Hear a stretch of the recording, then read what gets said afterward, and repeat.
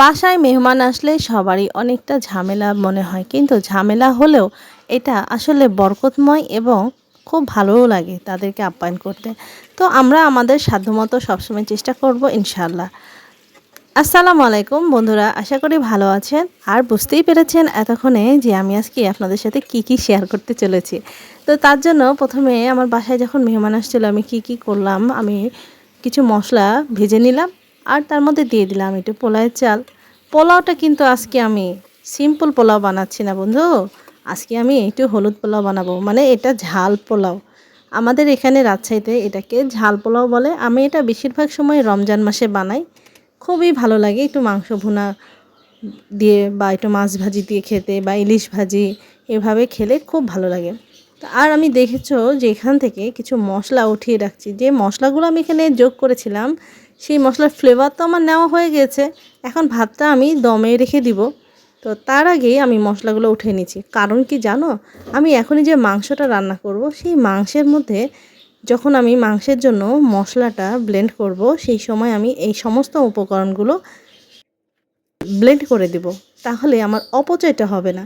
আমার এই আইডিয়াটা তোমাদের কার কার ভালো লেগেছে অবশ্যই কমেন্ট করে জানাবে। আর খারাপ লাগলে খারাপ মন্তব্য করবে, কোনো সমস্যা নেই, আমি কিছু মনে করব না। তো মাংসগুলো বক্স থেকে আমি ছাড়িয়ে নিচ্ছি। আমি খুব বেশি রান্না করব না, তারপরও যতটুকু আমার প্রয়োজন ছাড়িয়ে নিলাম। আর ওইদিকে মাংসটা বসিয়ে দিয়েছি চুলায়। সেই ফাঁকে টেবিলটা একটু গুছাতে চলে আসলাম। যদিও আমি গোছগাছ একটা ভালো পারি না, আমি এই দিক থেকে খুবই অকর্মণ্য। কোনো সমস্যা নেই, যে যেটা ভাবতে পারো, আমি সুন্দর করে সত্যিই গুছাতে পারি না। আর এতক্ষণে আমার বিরিয়ানিটাও আমি নিয়ে চলে আসলাম, কারণ বিরিয়ানিটা রেডি হয়ে গেছে, বিরিয়ানিটা রেখে গেলাম। আর যে দেখি মাংসটাও অনেকটা কষানো হয়ে গিয়েছে। আর এক চুলা আমি চড়িয়ে দিয়েছি। এখানে সোনালি মুরগি নিয়েছিলাম 1.5 কেজি ওজনের একটা, সেটা আমি ভালো করে কষাচ্ছিলাম। কষাতে কষাতে ভাবলাম যে প্রতিদিন তো আলু দিয়ে আমরা মুরগি খাই বা মাংস খাই, আজকে একটু ভিন্ন কিছু করা যায়। তার জন্য আমি ছিলে নিলাম কিছু পটলের ছালগুলো রেখে দেবো ভর্তা খাওয়ার জন্য। আর কিছু পেঁয়াজ নিয়ে নিয়েছি, দেখতেই পাচ্ছ, ওই যে ভর্তা করব বললাম সেই জন্য। আর পটলগুলো দিয়ে দিলাম মুরগির মাংসের মধ্যে।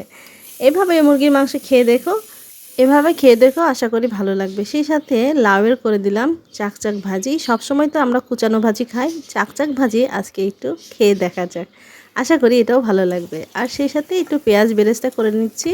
পেঁয়াজের মধ্যে ড্যাঙ্গার ডাটা দিয়ে দিব, ভালো করে মশলা দিয়ে কষিয়ে নিব। পুরো রান্নাটা তোমাদেরকে দেখাতে পারলাম না, কারণ ভিডিওটা অনেক বড় হয়ে যাবে। আর এটার মধ্যে আমি দিব এটার সাথে আমার নিয়ে আসা বাটা মাছ। এছাড়াও আমি সাদা ভাতও রান্না করেছি, কিন্তু ভিডিওটি বড় হয়ে যাওয়ার কারণে দেখালাম না। তো সবাই ভালো থেকো, আজ এ পর্যন্তই। আবারও দেখা হবে ইনশাআল্লাহ আগামী কোনো সুন্দর একটা ব্লগ ভিডিও নিয়ে। আজ এ পর্যন্তই, আল্লাহ হাফেজ।